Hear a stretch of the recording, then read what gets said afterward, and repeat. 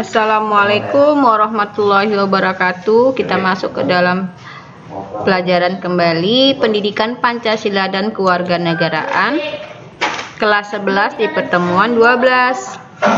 Oke. Bab 3, kita masuk di bab 3, sistem hukum dan peradilan di Indonesia. Oke.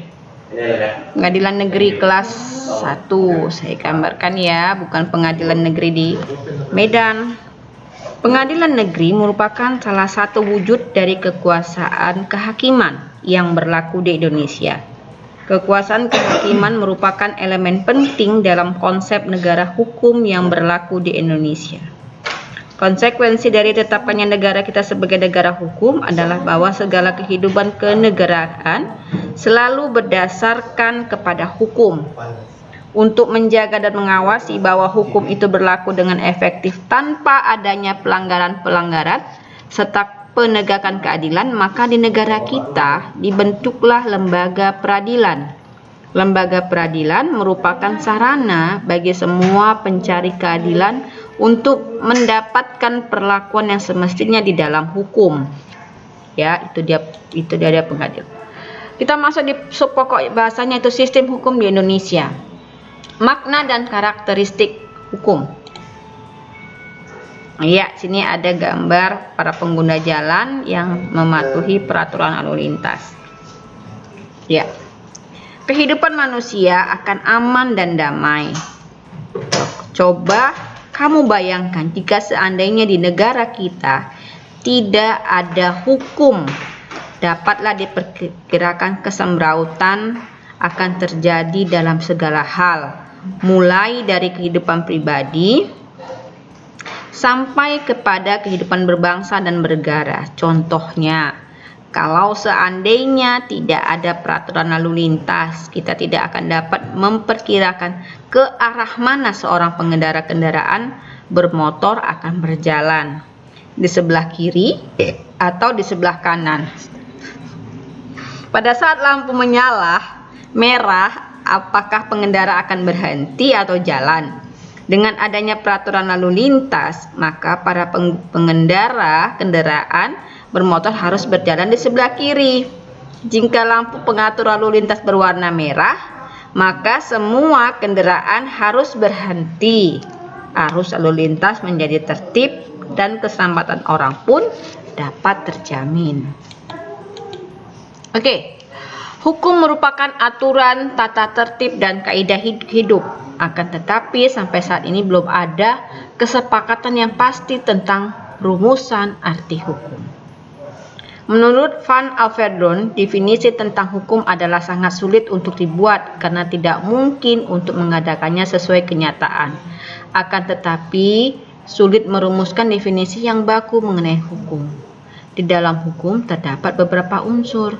Di antaranya, peraturan mengenai tingkah laku manusia. Peraturan itu dibuat dan ditetapkan oleh badan-badan resmi. Peraturan itu bersifat memaksa. Sanksi terhadap pelanggaran peraturan tersebut adalah tegas. Penggolongan hukum. Menurut ilmu hukum, hukum dapat digolongkan sebagai berikut berdasarkan sumbernya: hukum undang-undang, hukum biasa, hukum traktat, dan hukum jurisprudensi. Oke, berdasarkan ke tempat berlakunya: hukum nasional, hukum internasional, hukum asing, hukum gereja. Ya, silakan kamu baca ya. Oke. Berdasarkan bentuknya. Apa itu hukum tertulis? Hukum tertulis ada dua: hukum tertulis yang dikodifikasikan, yaitu hukum yang disusun secara lengkap.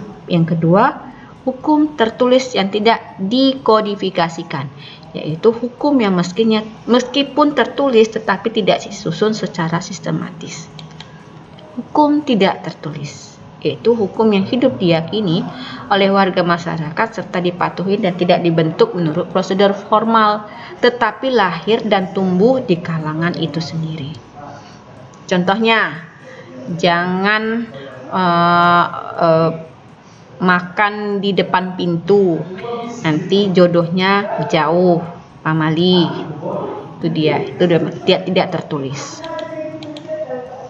Berdasarkan waktu berlakunya, ius constitutum atau hukum positif, dan yang kedua hukum negatif, yaitu hukum yang diharapkan berlaku pada waktu yang akan datang. Misalnya kita ada rancangan undang-undang. Berdasarkan cara mempertahankannya, hukum material dan hukum formal, ada KUHP di situ. Berdasarkan sifatnya, hukum yang memaksa, yaitu hukum dalam keadaan bagaimanapun harus mempunyai paksaan mutlak. Misalnya melakukan pembunuhan, maka sanksinya secara paksa wajib dilaksanakan.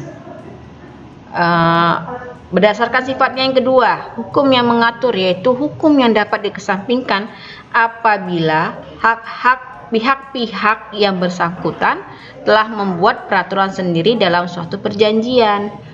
Atau dengan kata lain, hukum yang mengatur hubungan antar individu yang baru berlaku apabila yang bersangkutan tidak menggunakan alternatif lain yang dimungkinkan oleh hukum. Misalnya, ketentuan dalam pewarisan, ya, baru mungkin bisa dilaksanakan jika tidak ada surat wasiat. Oke. Berdasarkan wujudnya, hukum objektif, yaitu hukum yang mengatur hubungan antara dua orang atau lebih yang berlaku umum. Dengan kata lain, hukum dalam suatu negara yang berlaku umum dan tidak mengenai orang atau golongan tertentu.